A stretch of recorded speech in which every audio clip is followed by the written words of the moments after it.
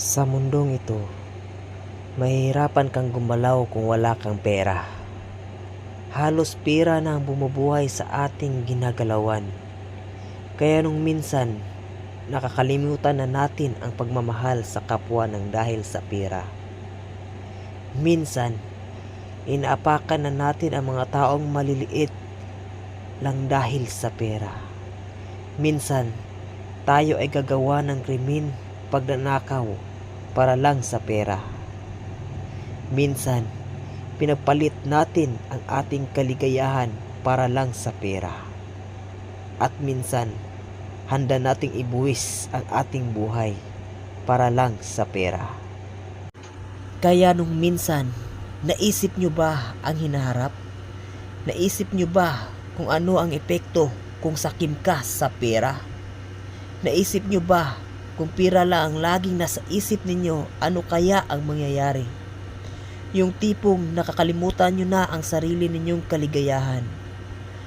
Mga taong inyong inaapakan at higit sa lahat, sinusuko ninyo ang inyong dignidad ng dahil lang sa pera. Yung dating masayang pamilya, ngayon ay nakawatak-watak na. No, sir! Grabe, napakadami mo ng ipon na pera. Pero sayang lang, dahil ikaw na ang mag-isa. Wala ng totoong taong nagmamahal sa iyo. At sa badang huli, sa kahuli-hulihan ng iyong hininga, wala nang umaalala sa iyong pamilya. Kung kumusta ka na, anong ginagawa mo? Buhay ka pa ba? O masaya ka ba ngayon? Wala na, wala na. Pati pera mo, iniwan ka na. Dahil kahit kailan, di mo yun madadala sa kabilang buhay. Kundi yung mga alaala na ikaw ay naging masaya. Yung tipong tatatak ang mukha mo sa mga mata ng tao, sa mata ng pamilya mo. Kaya labis ko pong naintindihan na sa panahong ito, mahirap ka nang makahanap ng libre. Halos lahat ay may bayad. Kaya labis akong nagpapasalamat sa aking pamilya na hindi iniisip yung libre, kundi yung nakakabuti para sa aming lahat. Kaya ito sila, walang mga bayad yan. Lahat yan libre.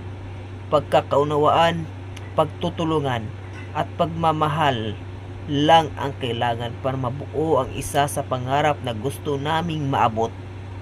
Dahil para sa amin, masaya kami kung ano ang tagumpay at maabot ng bawat membro sa pamilya namin.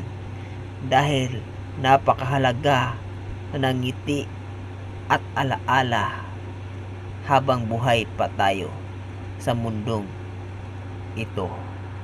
At maraming salamat po sa pakikinig hanggang sa huli. God bless.